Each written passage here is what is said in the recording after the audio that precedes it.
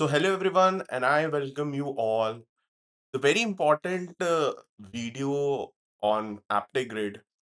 इस वीडियो में हम एक्चुअली में बात करने वाले हैं क्योंकि अब 4-5 महीने ही बचे हुए हैं। This is I guess while recording this video it is July and हमारा नवंबर में एग्ज़ामिनेशन है। तो 4-5 महीने ही लमसम हमारे पास बचते हैं और since I teach VARC section, so I felt it was very necessary to make this video and talk about what actually VARC section is. I mean, it is never too late. I've seen people starting very late and excelling it. I mean, बहुत अच्छे तरीके से. So it is never really late. मतलब जब जागो तब सवेरा वाली बात होती है. But even if you're starting right now, let's say, and you do not have any idea और क्या प्लान होना चाहिए हमारा, किस तरीके से हमें अप्रोच बिल्ड करना चाहिए, किस तरीके से हमको करना चाहिए, so this is the correct video for that. इसमें आज हम बात करने वाले हैं कि what actually VRC section is, क्या होते हैं, किस तरीके से सेक्शनल कट ऑफ्स वर्क करते हैं, किस टाइप के क्वेश्चंस होते हैं, क्या स्ट्रैटेजी होना चाहिए। तो इन सब सारी चीजों पे हम आज बात करने वाले हैं। I mean, I've tried to, as I keep my videos, I've tried to keep it as short and as informative as possible so that, कोई unnecessary clutter नहीं हो किसी भी तरीके का. Okay. So, without further ado, I welcome you all, myself, Yash, and I'll be taking your VARC sections at ApteGrid. So, let's just start. Okay. So, again, as I've said, only 4 to 5 months are left for CAT 2026. So every week is very important. Okay? Now, VARC is often the most neglected section of the whole CAT examination. I'll tell you why. Because the aspirants, the people who are appearing for CAT examination, preparing for CAT examination, they usually think कि भाई VARC is nothing but English ही तो है, इसको तो हम किसी भी तरीके से प्रिपेयर कर सकते हैं। मैं इंग्लिश से पढ़ते हुए आ रहा हूँ, I have studied in English medium. But honestly speaking, I've seen people who have scored 95, 96 percentage or numbers in their boards or whatever, so, and they fail miserably in VARC section. बात ये होती है दोस्तों कि देखिए जो VARC section है, वो है तो देखो इंग्लिश का बेस है। But it is actually logical reasoning और वो सब सारी चीजें in the guise in the cloak of English.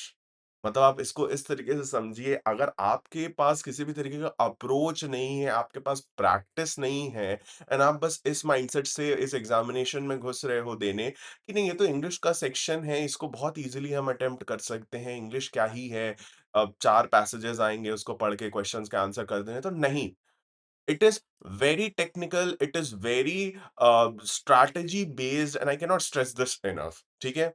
Now this session covers the syllabus, the question types, cut off की रियलिटी क्या होने वाली है ना, कैट के एग्जांपल्स हम लोग देख सकते हैं कि किस टाइप के क्वेश्चंस पूछे जाते हैं, and we will also try to chalk out a simple road map for you all. Okay. Now, let's quickly understand what exactly is the VARC section. तो VARC section जो होता है, जो कैट के पेपर में होता है, उसमें 24 क्वेश्चन होते हैं out of the 68 as it has been mentioned here. CAT के पूरे पेपर में 68 क्वेश्चंस होते हैं, VARC सेक्शन में हमारे 24 क्वेश्चंस होते हैं. टाइम जो इसमें अलॉट होता है वो 40 मिनट हमको अलॉट होता है. अब ये किसमें स्प्लिट होता है, इसको आप इस तरीके से समझिए, वीएआरसी का जो फुल फॉर्म है, अगर मैं आपको बताऊं for the people who do not understand, is verbal ability and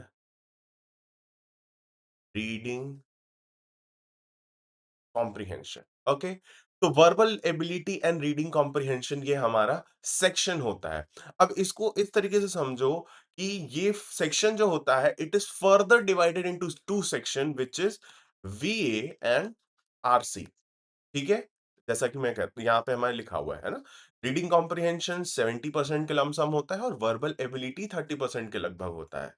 अब यस, सो वीएआरसी में अगर हम लोग बात करें, तो जो हमारा आरसी का जो सेक्शन है, उसमें हमारे होते हैं टोटल 16 क्वेश्चन, मतलब कि 4 पैराग्राफ होते हैं, पैसेजेस होते हैं, each containing 4 question which is हमारा अगर हो गया 4 इंटू 4 इज़ इक्वल्स टू 60, ठीक है?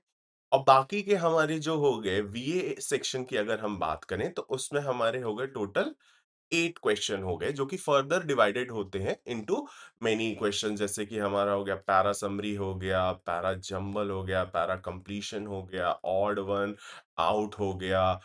ये सब सारी चीज़ों में ये डिवाइडेड होता है, ठीक है? Now both RC and VA are scored together as one section, ये बात हमको याद रखना है, कि भले ही ये कहने के लिए थोड़ा-सा डिफरेंट सेक्शन होता है, बट इसको एक ही सेक्शन में मार्किंग की जाती है इसकी, ठीक है? बट ऐसा नहीं है, इसमें देखिए आईएएम्स जो होते हैं, डिफरेंट आईएएम्स जो होते हैं, वो आपके सेक्शनल कट ऑफ्स भी देखते हैं। जैसे कि हमारा जो पूरा कैट का पेपर होता है, वो 3 सेक्शंस में डिवाइडेड होता है। बीएआरसी हो गया हमारा, फिर हमारा क्यूए हो गया और फिर हमारा डीआईएलआर हो गया। तो इसमें इसके सेक्शनल कट ऑफ्स भी होते हैं, तो इसीलिए कोई अगर ये सोचे कि भाई हाँ, बीएआरसी मेरा इंग्लिश कमज़ोर है या फिर मेरा मैथ्स कमज़ोर है, तो मैं खाली इंग्लिश और डीआईएलआर पे फ़ोकस कर लूँगा, या फिर मेरा लॉजिकल और ये कमज़ोर है, तो मैं मैथ्स और बीएआरसी पे से फ़ोकस कर लूँगा, तो ऐसा नहीं है। हमको ओवरऑल में एक्सीलेंस प्राप्त करनी है, ठीक है? Now VARC, as I've said, is very important than students actually think about it. Now, VARC has sectional cutoffs at almost every IM. What do I mean by that? A poor score here disqualifies you regardless of your overall percentile. Let's say कि अगर हम इसको इस तरीके से देखें कि कौन कौन से सेक्शन हो गए, VARC हो गया, QA हो गया, DI एलआर हो गया। लेट्स से आपका जो क्यूए का सेक्शनल कट ऑफ है वो मीट हो रहा है, डीआईएलआर का सेक्शनल कट ऑफ मीट हो रहा है और वीएआरसी का आपका सेक्शनल कट ऑफ नहीं मीट हो रहा है। तो इसका मतलब ये नहीं कि आपने 2 में एक्सीलेंट कर दिया तो चलो ठीक है, हो जाएगा, नहीं। It is required for you to individually qualify all of the sections for you in order to get a call, ठीक है? So it becomes very important. But ऐसा नहीं है कि VARC सेक्शन पीपल यूजुअली से the children who are preparing they come to me and they ask कि sir it's it I do not come from an English background या फिर English has never been my strong point.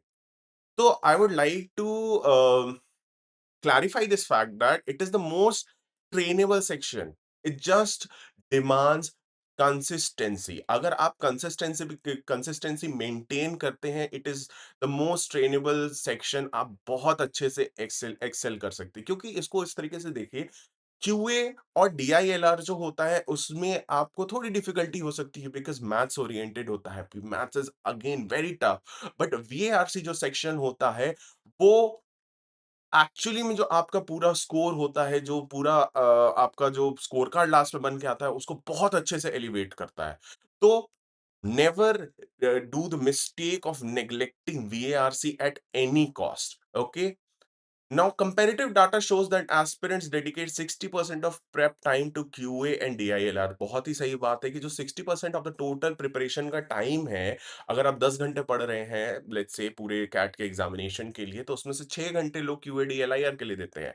But VARC decides IIM eligibility just as strictly. जितना ही QA DILR important है, उतना ही VARC भी important है। इस बात को हमेशा ध्यान रखना।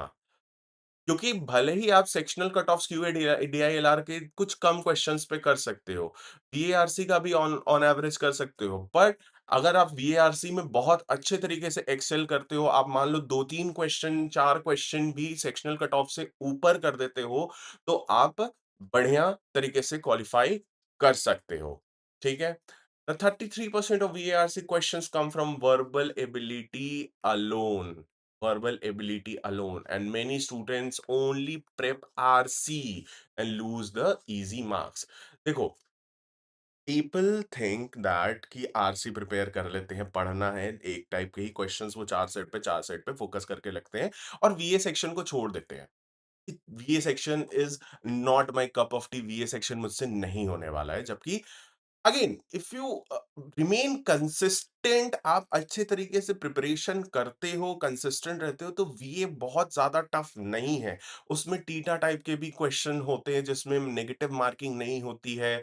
उसमें आपका पैरा समरी के अगर क्वेश्चन ले लो, बहुत इजी होते हैं।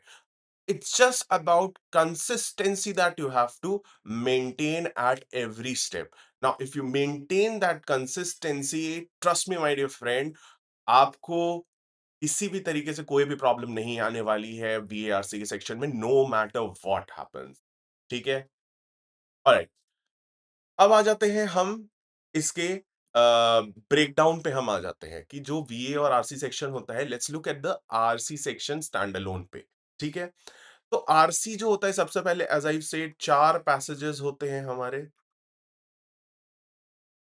ठीक है? Each question, each passage has 4 question, मतलब कि टोटल कितने हो गए? 16 क्वेश्चन हमारे हो गए। ठीक है? तो ये 16 क्वेश्चन जो है हमको प्रिपेयर करना होता है। अब किस टाइप के क्वेश्चंस आते हैं? And these questions, these types of questions, I have marked down, I have penned down, I have prepared on the basis of the PYQs, जो कि प्रीवियस ईयर के कुछ 3-4 साल के जो क्वेश्चन पेपर्स हैं मेरे पास, उनके बेसिस पे मैंने ये किया है। This is the very latest trend. ठीक है? एंड इसमें प्रीडोमिनेंटली 2025 एंड 24 के ज्यादा क्वेश्चंस के बेसिस पे मैंने ये पूरा ब्रेकडाउन प्रिपेयर किया है। सबसे पहला जो आता है वो ऑथर का टोन के बारे में और एंडोर्समेंट, मतलब टोन के बारे में ही बात करता है। Identify what the author agrees with और how they feel about a claim, मतलब कि एट द एंड ऑथर की क्या फीलिंग, इमोशनल फीलिंग्स रिलेटेड है पूरे पैसेज से को लेके, ये उसके ऊपर भी क्वेश्चंस आते हैं। पर्पस ऑफ reference या फिर example, I mean why the author brings up a particular example, philosopher और अ कंपैरिजन, कि मतलब किस लिए ये जो एक फर्दर एग्जाम्पल आया था वो क्यों, किस कॉन्टेक्स्ट में यूज हुआ था, या फिर किसी व्यक्ति के बारे में बात हो रही है तो उस एक व्यक्ति के बारे में क्यों बात हुई है। Now, this is a very important question in the trend that I have been seeing कि ये बार बार आता है।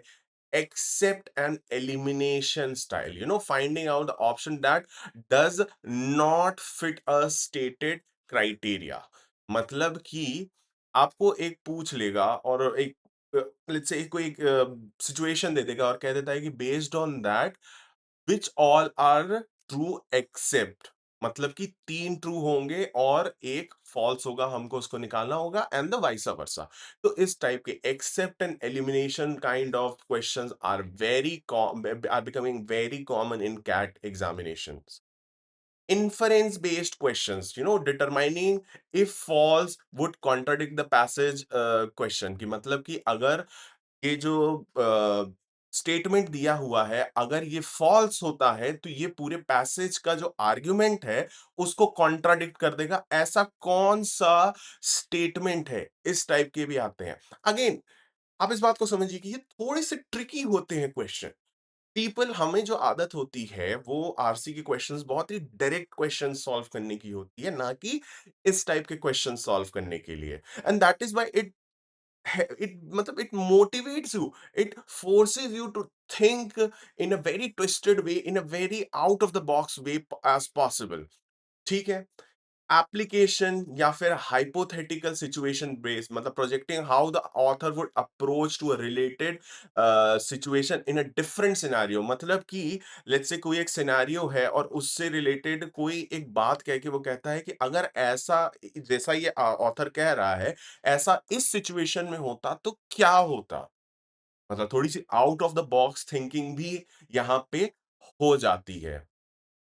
Six, summary based questions, selecting the option that best captures the passage's essence. Now, in the recent I have seen this trend, and we as teachers have also seen this trend कि जो VA के कुछ कुछ questions के कुछ कुछ sections के जो क्वेश्चंस होते हैं वो भी अब आरसी में आ रहे हैं। जैसे 2025 की अगर मैं बात करूं तो पैरा समरी और ऑड वन आउट के क्वेश्चंस काफ़ी बार पूछे गए थे in all of the 3 slots.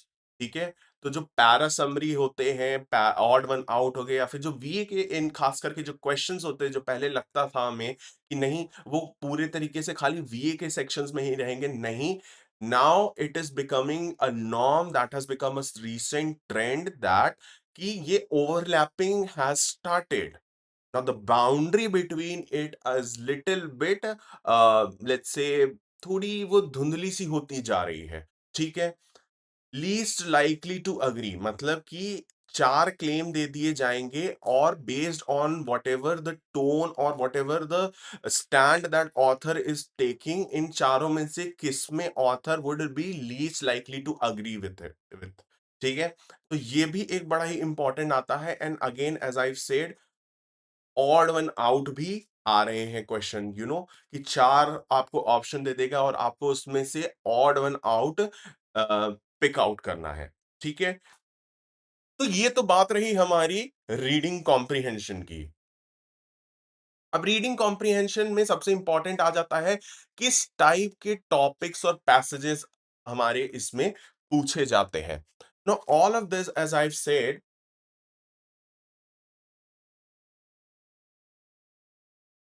All of this as I have said I have picked out these topics based on the recent trends, मतलब लेट्स से 2023 से लेके 25 तक के ये जो पेपर्स हुए हैं उनके बेसिस पे किस टाइप के टॉपिक्स पूछे जा रहे हैं कैट के आरसी सेक्शंस में। आई हैव पिक्ड आउट सबसे फेवरेट जो कैट का टॉपिक है which is philosophy and rationality, मतलब कि किस तरीके की रीजनिंग होती है, उसमें मॉरालिटी की बात होगी, एपिस्टेमोलॉजी की बात होगी एंड ओवरऑल अगर हम बात करें तो philosophy is becoming a very favourite topic for CAT. मतलब आपको 4 में से 1 एंड कभी-कभी 2 भी आपको फिलॉसफी के मिलने ही मिलने हैं। ये आप लिख के ले लीजिए, philosophy is the CAT favourite topic, ठीक है? बहुत ही ज्यादा कैट फेवरेट टॉपिक है। हिस्ट्री एंड हिस्ट्रियोग्राफी, हिस्ट्री से भी बहुत ज्यादा क्वेश्चंस इधर बीच आने लगे हैं, जैसे कि किस तरीके के हिस्टोरिकल फैक्ट्स के बारे में बात करना, इंटरप्रिटेशन हिस्ट्री का बात करना कि कोई एक बात हुई तो उसका किस तरीके से हिस्टोरिकल इंटरप्रिटेशन इंटरप्रिटेशन करना उसके बारे में। Again geography and human behaviour, है ना? कल्चरल थ्योरीज, कैसे ह्यूमंस बिहेव करते हैं, कैसे ज्योग्राफी का डेवलपमेंट हुआ है, again it's a very important topic according to CAT. Technology and ethics, since you all understand how in the recent the AI is becoming a very important topic altogether, so technology में भी जो AI से related जो developments और advancements हो रहे हैं वो बड़े ही इम्पोर्टेंट तरीके से इसमें मेंशन किए जा रहे हैं। कैट बड़ा ही इम्पोर्टेंट तरीके से ये इसको पूछ रहा है कि किस तरीके से एआई जो है लैंग्वेज का मैनिपुलेशन कर रहा है, किस तरीके से जो हमारे वर्ल्ड है वो एक एल्गोरिथमिक बेस में चल रही है। Basically AI is also becoming CAT favourite. Now, science and biology, very important. It has always been asked. Social history and gender, किस तरीके से origin stories के बारे में बात करना, credit and erasure in cultural history. These all are also mentioned in the CAT previous year questions. और हमको एक और चीज देखने की बात है कि पॉलिटिक्स एंड आइडियोलॉजी, कि किस तरीके से पॉलिटिक्स और ideology is also taking a very major step into the CAT examinations. So if I talk about overall, the philosophy is the CAT favorite, तो हमको CAT favorite जो होता है उसको तो किसी भी तरीके से नहीं छोड़ना है। तो फिलॉसफी में के जो टाइप के जो क्वेश्चंस होते हैं, जो पैसेजेस होते हैं वो हमको पढ़ना है, बट एक मेजर क्वेश्चन आता है कि हमको पढ़ना कहाँ से है। So I tell you in the next coming slides, ठीक है? अब आ जाते हैं हम वर्बल एबिलिटी या फिर वीए सेक्शन में, हम यहाँ पे आ जाते हैं। No what are the verbal ability types of questions? Parajumble होता है ये, टीटा क्वेश्चंस होते हैं, मतलब कि टाइप इन टाइप आंसर, है ना? है?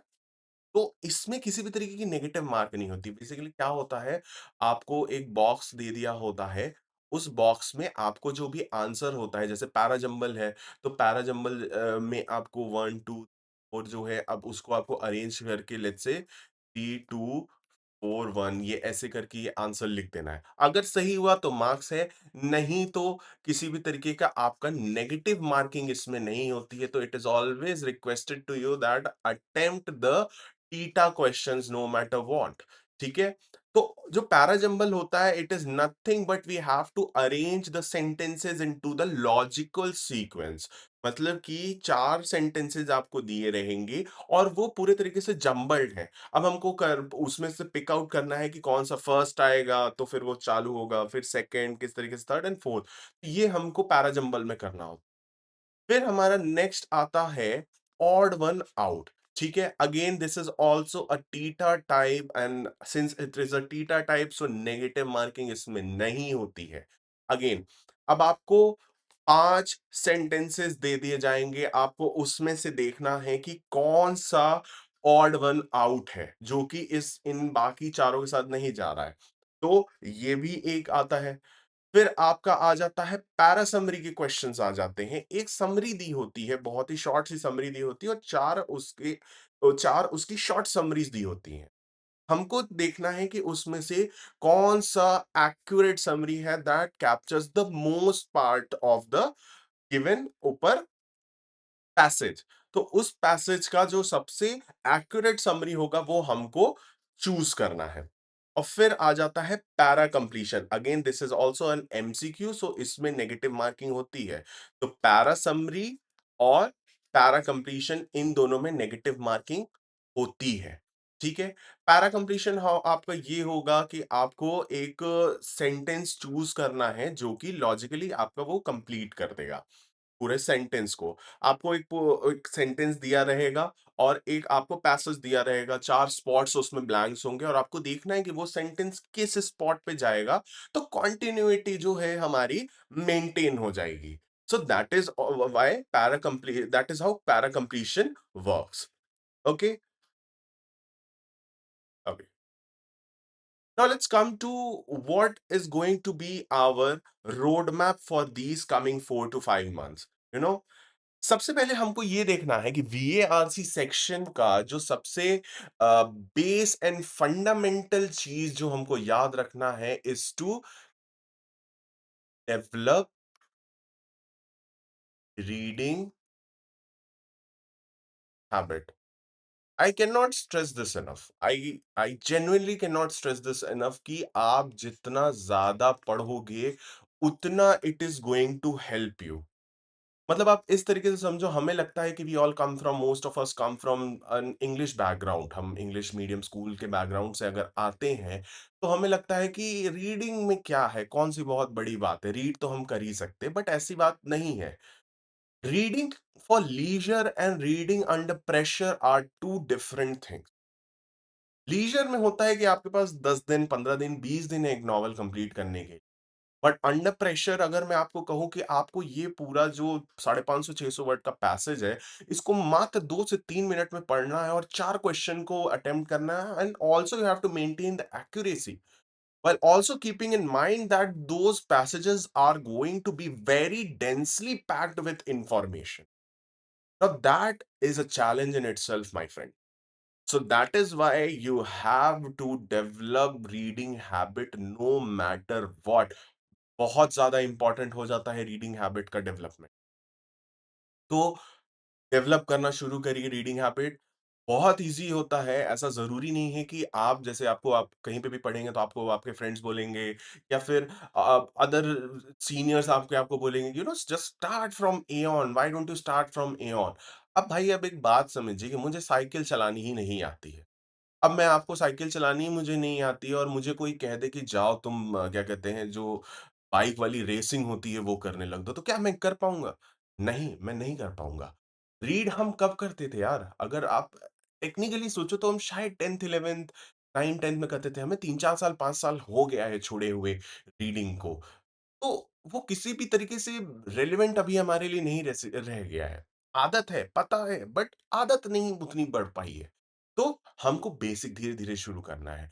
We can start by reading novels. है ना? नॉवेल्स रीड कर सकते हैं भाई साहब हम। किस तरीके की नॉवेल्स बहुत देखो पहले जो होता है ना कोई भी चीज़ अगर उसमें आपको प आदत नहीं है और मैं तुरंत कह दूँ कि जैसे कि मान लो आपको जिम में जा रहे हो और आपको अभी वेट्स ट्रेन करने की आदत ही नहीं है और मैं डायरेक्ट आपको कह दूँ कि नहीं यार तुम्हें तो पूरे 50 किलो वज़न उठाना है, तो क्या आप उठा पाओगे? नहीं उठा पाओगे और जब आप नहीं उठा पाओगे तो आपको किसी भी तरीके का मोटिवेशन नहीं आएगा। सेम तरीके से होता है। आपको धीरे-धीरे कम वेट्स पे ट्रेन करते-करते धीरे-धीरे बेटर वेट्स पे हम लेके जाते हैं। तो आपको लीजर वाली नॉवेल्स पढ़ना शुरू करना है। जैसे मैं क्या बताऊँ 1984 आप पढ़ सकते हैं ऑरवेल की, ठीक है? आप पढ़ सकते हैं ग्रेट गैट्सबी पढ़ सकते हैं। आप और क्या पढ़ सकते हैं? व्हाइट टाइगर पढ़ सकते हैं। All of these you can simply enjoy reading जब वो एन्जॉय आने लगा, जब वो एक बुक को नॉवेल को पढ़ने की आदत हो गई ना दोस्त, तब तो फिर आपके लिए कोई भी टास्क डिफिकल्ट होगा ही नहीं। अब रीडिंग की हैबिट ऐसा नहीं होता है कि देखो जो पढ़ते हैं नॉवेल्स वो पढ़ने वाले 1 से डेढ़ दिन में भी नॉवेल कंप्लीट कर सकते हैं। और वो एक नॉर्म बना देते हैं कि नहीं अगर तुम नहीं पढ़ पा रहे हो तो क्या हो रहा है? अरे भाई मेरी आदत ही नहीं है। एक नॉवेल उठाओ 15 दिन में कंप्लीट। जब पहली नॉवल 15 दिन में कंप्लीट करी, दूसरी नॉवल उठाओ, उसको 10 दिन में कंप्लीट करो, फिर उसको 7 दिन में कंप्लीट करो। ऐसे हैबिट डेवलप होती है। एक दिन में ही अगर मैं तुम्हें कह दूँ कि नहीं डेढ़ दिन में नॉवल कंप्लीट करना है, यू विल ब्लास्ट माथा खराब हो जाएगा आपका, आप नहीं कर पाओगे। ठीक है? तो we have to build reading habit. You know, we can, this is very important. Aeon is very important. You know, learn RC elimination techniques and understand वीए basics. पता है मैं किसी भी तरीके की अगर मान लो कि मेरे पास एलिमिनेशन आता है ना तो एलिमिनेट मैं पता है कैसे करता हूँ बहुत ही orthodox way but I have given मतलब मेरे पास अगर हम जब भी एग्जाम देने जाते हैं तो हम हमें शीट्स मिलती है let's say the question has 4 options there are going to be there, so I write just like this. I write these 4 options and then I read and then I logically think कि क्या ये होगा? अगर ये हो रहा है, नहीं ये नहीं होगा। ये हो रहा है, ये नहीं होगा। हाँ, ये हो सकता है। ये होगा, नहीं होगा। इस तरीके से आई ट्राई टू डिड्यूस तो हमें एलिमिनेशन पे भी काम करना है। सी एलिमिनेशन ही बहुत अच्छे से आप अगर करेंगे तो आपका जो ओवरऑल एक्यूरेसी है बहुत बढ़िया मेंटेन होगी। Now we also have to do topic wise practice of para jumble summaries odd one out and we have to also start with mocks तो हमको देना शुरू कर ही देना है। Now, what are these topic wise practices?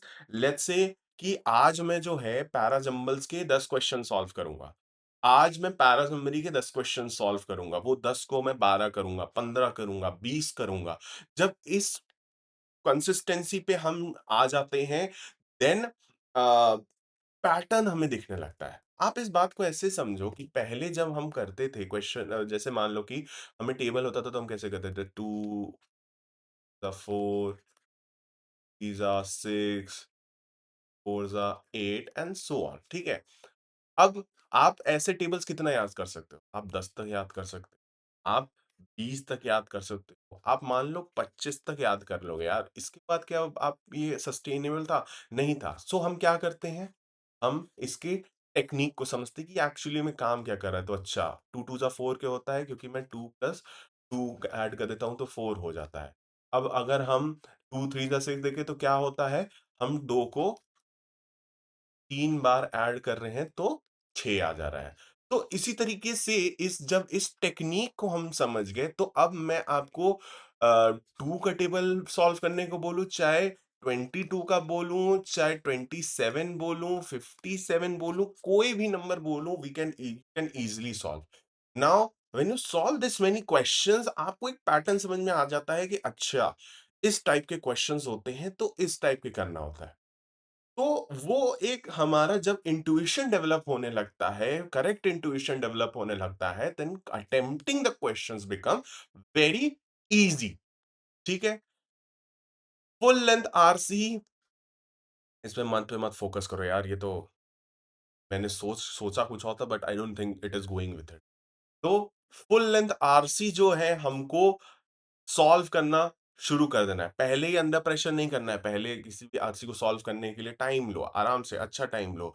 फिर धीरे-धीरे वो टाइम घटाते जाओ। आइडियली हमको करना है कि जो फ 4 क्वेश्चन की एक आरसी है, हमको ट्राई करना है कि यार अराउंड 5 टू 8 मिनट के अंडर में वो आ जाए, ठीक है? इतना आ जाए इट्स वेरी गुड, ठीक है? मॉक्स दीजिए, हम लोग एनालिसिस भी करेंगे, क्या कहते हैं, जो पीवाईक्यूज़ होते हैं इस चैनल पे, तो वो सब भी आप देखिए, मॉक बहुत ही इम्पोर्टेंट होता है, आई can not stress this enough. And revision, जितने भी नोट्स हो, जितनी भी बुक्स आपको मिले या फिर जितनी भी सारी चीज़ें मिले, उसका रिविज़न टाइम टू टाइम करिए, ठीक है? स्पीड पे काम करिए, लेट्स से अगर आपका पूरा एक टॉपिक कोई प्रिपेयर हो गया, तो अब उसके स्पीड पे करो, because speed is also a factor. 2 घंटे का ही पेपर होना है, 2 घंटे में हमको 3 सेक्शंस अटेम्प्ट करने हैं। तो it's not going to be an easy task, तो हमेशा हमको ये चीज़ लेके चलनी है, ठीक है? अब इसका एक आप स्क्रीनशॉट ले सकते हैं, ना? ये डेली एक दे रहा है, बट पहले अभी आप जो है, जितना मैंने ये बताया कि किस तरीके से रीडिंग हैबिट आपको देखना है, वो करना है। जैसे कि जो नॉन कैट की रीडिंग है, वो मैंने आपको बोला, रोज़ आप Aeon, economics, New York Time, novels, essays, ये सब आप पढ़ना शुरू करिए, ठीक है? तो इससे क्या होता है, धीरे-धीरे आपका स्टैमिना बिल्ड होगा, आपकी स्ट्रेंथ इंक्रीज़ होगी इस चीज़ में, ठीक है? फिर अब रोज़ का आप सोच के चलिए कि आपके आरसी के सेट्स आपको पढ़ने हैं, ठीक है? एंड वी हैव टू सी कि क्या एक्चुअली में क्वेश्चन कह रहा है। जहाँ आपने ये क्वेश्चन का ब्रेकडाउन शुरू कर दिया कि ये एक्चुअली में उसको आपने तोड़-मरोड़ के डाइजेस्ट करना शुरू कर दिया और वो समझ में आने लगा कि क्या बोल रहा है। वहीं पे आपका वीएआरसी सेक्शन क्रैक हो चुका है, ठीक है? पैरा जंबल्स भी सॉल्व करना शुरू किया, तो इट्स ऑल ये टाइम टेबल आप अपने हिसाब से बना सकते हैं। कैसे करना है? क्योंकि आपको देखो और भी सेक्शन जैसे क्यूए हो गया, टीआई, एलआर हो गया, ये सब सेक्शंस पे भी आपको फोकस करना है। तो मैनेजमेंट कैसे करना है, किस तरीके से आपको देखना है, वो सब सारी चीज़ें, it's totally up to you, ठीक है? And this is again as I have written, this is just suggested, ठीक है? Now some of the common mistakes to avoid, ठीक है? I'll just focus on RCVA is only few marks. नहीं, खाली RC पे नहीं फोकस करना है। BA is very much attemptable. अगर आप एक बात सोचो, क्या-क्या था? अगर हम पीछे जाते हैं, ठीक है? कहाँ गया? अगर हम इसको ही देखें, तो यार ये देखो, para jumble and odd one out, theta है, नेगेटिव मार्किंग नहीं है, क्यों नहीं अटेम्प्ट करना? करो ना, किसने मना किया है? एटलीस्ट सही हुआ तो सही, नहीं हुआ तो नहीं। मैं ये नहीं कह रहा हूँ, आपको अटेम्प्ट तो पूरा करना है। बट ये भी तो देखो, अगर वर्स्ट केस सिनेरियो में why are you leaving this draft, ठीक है? The solving MCQ type VA questions, है ना? हमारा अ, इसको अगर हम पूरा तरीके से पढ़ें, तो solving MCQ type VA questions on gut feeling despite negative marking instead of eliminating option systematically like TITA questions. बहुत ही बढ़िया बात इसने कही। इसने कहा कि हम जो क्वेश्चन्स होता है किस तरीके से गट फीलिंग पे सॉल्व करते हैं। कभी भी गट फीलिंग पे नहीं सॉल्व करना चाहिए। अगर आ रहा है तो करना है, नहीं आ रहा है तो स्किप कर देना है, क्योंकि एक क्वेश्चन की वजह से आपका परसेंटाइल बहुत ज़्यादा ऊपर-नीचे हो। तो गट फीलिंग पे नेगेटिव मार्किंग नहीं सॉल्व करना है। You know? Reading only CAT level dense passages in practice then freezing when the real exam throws a topic you have never encountered. बहुत सारे होते हैं कि पीवाईक्यू के टाइप के जितने भी आते रहते हैं, वो पीवाईक्यू पढ़ते रहते हैं, पढ़ते रहते हैं, पढ़ते रहते हैं। कहीं पे भी ये रिजिडली नहीं लिखा हुआ है कि कैट में फिलॉसफी के पैसेजेस आएँगे, या फिर रिजिडली ये नहीं लिखा है कि एआई के आएँगे, एक्स-वाई-ज़ेड किसी के आएँगे। रिजिडली कहीं नहीं लिखा है। इट इज़ जस्ट सजेस्टेड कि इस टाइप के आते हैं। So we have to always broaden our scope, broaden our perspective, ठीक है? तो जितना ज़्यादा हो सके उतने टाइप के हमको देखना है, और always attempt everything with a cool mind, you know? Rushing to conclusions without tracking tone shift. You know, many students pick the almost right option because they miss where the author stands quietly change mid passage. और यहीं पे एक trick की बात हो जाती है। क्या कह रहा है कि जो स्टूडेंट्स होते हैं दे जंप टू कंक्लूजन्स कि अच्छा ये कह रहा है, मतलब कि एट द एंड यही कहने वाला होगा। नहीं, ये ट्रिक होती है जो कि क्वेश्चन आपके साथ खेल रहा है और आप उसमें बहुत ही आसानी स अच्छे से आप ट्रैप हो गए क्योंकि वो कहीं न कहीं बीच में अपना स्टांस चेंज कर लिया है और इन अ वर्ड चेंज किया है उसने कि आपको समझ में भी नहीं आएगा कि उसने चेंज किया है कि नहीं किया है। इसीलिए always read with a cool mind and with a very close reading, ठीक है? Now, treating every mock like one off event, checking only the score and moving on instead of asking which question types keep tripping me off. अब क्या होता है कि जब हम लोग क्या होता है सबसे पहले 2-3 मिस्टेक्स के बारे में बात करते हैं। मॉक जब भी हम देते हैं तो मॉक में हम सोचते हैं कि यार अच्छा नहीं हुआ, मॉरल डाउन हो गया। नहीं, मॉक को हमको ये दे मॉक होता क्यों है? Mock is just there to check your capabilities and your standing कि आप कहाँ पे खड़े हो। लेट्स से कि मैं वीआरसी का सेक्शनल मॉक देता हूँ और सेक्शनल में मुझे समझ में आता है कि फिलोसॉफिकल आरसीज़ जब भी आती हैं, वो मेरी प्रॉब्लम बन जाती हैं। ठीक है? So I will work on that, है ना? लेट्स से कि मुझे पता है पैराजंबल्स मेरा बहुत अच्छा नहीं होता है, तो आई will work on that. Mock is for that. और चेकिंग माई सेल्फ कि कहाँ मैं खड़ा हो रहा हूँ, कहाँ पे स्टैंड हो रहा हूँ। तो it becomes very important that you do मॉक्स, you attempt मॉक्स and you also do a very in depth analysis of the mock. ठीक है? Very important. Spending equal time on every question instead of triaging, burning 8 minutes on one tough RC question while two easy VA questions six sit unattempted. अब देखो ये जो पूरी technique की ये बात होती है कि जिसको कहते हैं सेट सिलेक्शन, बहुत लोग कहते हैं किस तरीके से क्वेश्चन का सिलेक्शन करना है, ये आपको खुद डेवलप करनी है। ईगो में कोई भी क्वेश्चन नहीं सॉल्व करना है हमको किसी भी तरीके से। आप ये बात देखो, ईगो में आपने एक क्वेश्चन तो सॉल्व कर लिया, उस एक क्वेश्चन के चक्कर में 2 क्वेश्चन 3 क्वेश्चन आप जो सॉल्व कर सकते थे, वो आपने छोड़ दिए। आईएम में कौन नहीं जाएगा? आप ही नहीं जाओगे। तो हमेशा ये देखना है कि मुझे एक ओवरऑल ब्रिस्क तरीके से रीड करना है कि अच्छा कौन-कौन से क्वेश्चन्स मेरे हो सकते हैं, क्या नहीं हो सकते हैं और वो क्वेश्चन्स का हमको एक टेल ट्रेल बना लेनी है कि इस तरीके से हमें ये सॉल्व करना है। अब ये होगा कैसे? मॉक्स अटेम्प्ट करने से, पढ़ने से। मॉक्स जितना आप अटेम्प्ट करेंगे आपको समझ में आएगा कि कौन से जो टाइप्स ऑफ क्वेश्चन्स हैं, वो मुझसे बहुत ही ईज़िली अटेम्प्ट होते हैं। और कौन से टाइप के क्वेश्चन हैं जो मुझसे मुझे थोड़ा टाइम लगता है तो I have to work on that. हमेशा हमें ये याद रखना है कि अगर लेट्स से मेरा पैरा समरी बहुत ईज़ी मुझसे अटेम्प्ट हो जाता है तो ऐसा नहीं कि मुझे छोड़ देना है उसको। मुझे जो ईज़िली अटेम्प्ट होता है उसको तो और एकदम हाई कैलिबर पे रखना है, उसको एकदम ज़ेनिथ पे लेके जाना है और नीचे वाले को भी ऊपर लेके आने का मुझे ट्राई करना है। तो these were some of the common mistakes that we have to avoid. ठीक है? Now, most of the strategies I have discussed about mock tests. So, for the people who do not know what mock tests are simulations of the examination that you are going to attempt. ठीक है? जैसा आपका क्या कहते हैं cat का examination होगा, हम तो यहाँ पे वीआरसी की बात करें, तो जैसा वो वीआरसी का सेक्शन होगा वो वैसा ही वहां पे होगा। आपको वो कोई भी आप एक मॉक टेस्ट सीरीज आप बहुत इजीली ऑनलाइन परचेज कर सकते हैं, बहुत सारे हैं। ठीक है? आप वहाँ पे वो मॉक टेस्ट सीरीज़ लीजिए, वीकली मॉक्स आप दीजिए, ठीक है? ऐसा नहीं कि ये कि अरे यार मैंने तो अभी जुलाई में ही प्रिपरेशन शुरू की है, मैं कैसे दूँगा? नहीं, तो अच्छा ही है ना। आप अगर मान लीजिए 0 पे अगर आप अपना मॉक देते हैं तो you set yourself with a benchmark कि ठीक है लेट्स से मेरा शुरुआत में इतने परसेंटाइल बन गया, बहुत ही खराब बना, ऑब्वियसली बनेगा, नहीं तैयार किया है, कुछ भी नहीं किया है। बट ये तो समझ में आता है ना कि मेरा मैं वेयर डू आई स्टैंड? वो where do I have to work? What are the questions that I feel I can easily achieve? Paper कैसा होता है, कैसे 2 घंटे मुझे मैनेज करना है, एक आइडिया बनता है यार। तो लेट्स से आपका शुरुआत में 20 ही परसेंटाइल बना यार, नेक्स्ट में 40 बनेगा ना, उसके नेक्स्ट में 45 बनेगा, मान लो फिर 38 आ गया, ऐसे-ऐसे करते-करते होगा ना। तो मॉक देने से डरो मत, मॉक देना शुरू करो। I can not stress this enough, अभी जुलाई चल रहा है, नेक्स्ट मंथ हमारे फॉर्म आ जाएँगे तो you know already we are at a very high pace right now, you know? Treat mocks as a training tool not a score report tool. हमेशा ध्यान रखना, मॉक की रिपोर्ट से कभी भी हमें क्या कहते हैं अपना मॉरल डाउन नहीं करना है।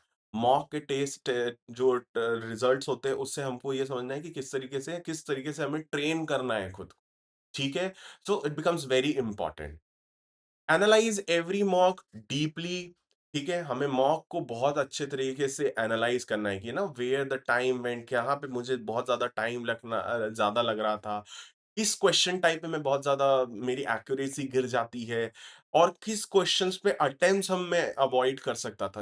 All of these comes from deep and a very thorough analysis of any mock. ठीक है, एंड ट्रैक पैटर्न्स अक्रॉस मॉक्स कि किस तरीके से हम ट्रैक करो कि किस तरीके से लो मार्क्स आ रहे हैं तो किस वजह से आ रहे हैं। Is it time? Is it some type of question that I'm constantly trying to attempt out of ego? XYZ, कुछ नहीं। And always remember, one day bad day is not a overall bad result. दिन खराब होते हैं, ups and downs are always there, but it is consistency what matters at the end. ठीक है, now build your own strategy from analysis. किस तरीके से आपको पैसेज का सिलेक्शन करना है, अटेम्प्ट का ऑर्डर, रूल्स किस तरीके से मेंटेन करना है, टाइम लिमिट्स किस तरीके से बनाना है, all of this comes from your own self. कोई भी बता सकता है, मैं आपको सजेस्ट कर सकता हूं, but that suggestion is also coming from my perspective what I use. ठीक है, so I am unique and you are unique. तो applying same technique on everything cannot be justified. Very honestly it cannot be justified. तो the more you read, आपको समझ में आएगा कि कौन से पैसेजेस मुझे सेलेक्ट करने हैं, कौन से मुझे स्किप करने हैं, कौन से क्वेश्चंस मुझे किस तरीके से अटेम्प्ट करने हैं, क्या स्ट्रैटेजीज करना है। ये सब चीजें हम टीचर्स आपको सजेस्ट कर सकते हैं। इसका डेवलपमेंट और इम्प्लीमेंटेशन आपको खुद ही करना होगा। ठीक है, and you have to refine the process every 2 to 3 marks. कोई आपने लेट्स से स्ट्रैटेजी सीखी और आपने 2 से 3 मार्क्स पे वो अप्लाई करा, और अगर चल रही है तो वेरी गुड, नहीं चल रही है स्किप करो, आगे पढ़ो। तो डिसीजन मेकिंग पे भी काम करना है। ठीक है, so this was all for the video. Let's look at some of the takeaway. VIRC section cutoffs can silently eliminate without strong overall percentile, so treat it as non-negotiable. RC and VA need separate deliberate practice, and don't let one overshadow other. Cannot stress this enough. दोनों को equal importance दो, overshadow मत करने दो। ठीक है, so 4 to 5 months is very okay and manageable if you are doing it correctly. अभी भी कोई किसी भी तरीके की लेट नहीं हुई है। जब जागो तब सवेरा मेरे दोस्त, उठो, तैयारी शुरू करो। अगर मतलब आई मीन आप एक बात सोचो, अराउंड अगर आप सारे एग्जामिनेशंस ले लो, आप कैट ले लो, जैट ले लो, स्नैप ले लो, एनमैट ले लो, बहुत सारे एग्जामिनेशन है। ये जो मेजर मेजर एग्जामिनेशन है सारे आप उठा लो यार दोस्त, 50-52, मान लो ले क्लेमन में 50 के लगभग के दरवाजे आपके पास हैं अच्छे colleges.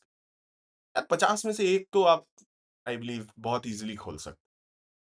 This is what I always say to all of my students. 50 में से एक ही तो खोलना है दोस्त, बहुत इजीली खोल सकते हो यार। 50 में लोग 20-30 दरवाजे खोल दे। तो नथिंग इज एज सच कि कोई भी चीज अचीव नहीं की जा सकती, बहुत इजीली अचीव की जा सकती है। बस ये है कि उस इंटेंशन से, उस पूरे प्रोस्पेक्ट से आपको उसमें घुस के काम करना है। Alright, so we will cover all of the VARC section in the coming videos, and let's end the video here. This was Yash Sharma.